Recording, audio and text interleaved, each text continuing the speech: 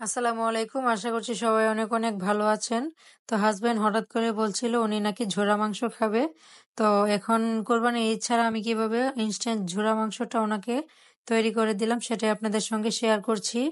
বাসায় কিন্তু আগে থেকে গরুর মাংস রান্না করা ছিল। এই মাংসটা আমি ডিপ ফ্রিজে সংরক্ষণ করে রেখেছিলাম। তো এটাকে আজকে বের করে ঝোরা মাংস তৈরি কিভাবে করলাম সেটা শেয়ার করছি। দেখলে কিন্তু বুঝতে পারবেন একদম সিম্পল ভাবে।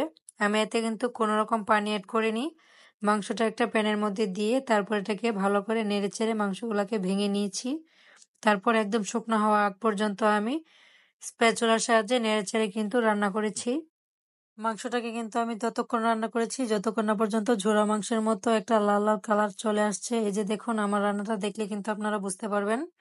তো আমি এখন এটাকে পরিবেশন করছি। ঝোড়া মাংসটাকে আমি পোলাও আর টমেটোর সঙ্গে সাজিয়ে একটু পরিবেশন করছি। যে কোনো খাবারই দেখবেন পরিবেশনের সিস্টেম সুন্দর হলে কিন্তু খাওয়ার ইচ্ছেটাও দ্বিগুণ বেড়ে যায়। আর আমার চ্যানেলের ভিডিও আপনাদের কাছে ভালো লাগলে অবশ্যই লাইক, কমেন্ট, শেয়ার এবং সাবস্ক্রাইব করতে ভুলবেন না। সিম্পল আর ইজি রেসিপি পেতে কিন্তু আমার চ্যানেলের সাথে থাকবেন, অবশ্যই আমার পাশে থাকবেন। আর ঝোড়া মাংসের এই রেসিপিটা আপনাদের কাছে কেমন লেগেছে অবশ্যই কমেন্টে জানাবেন।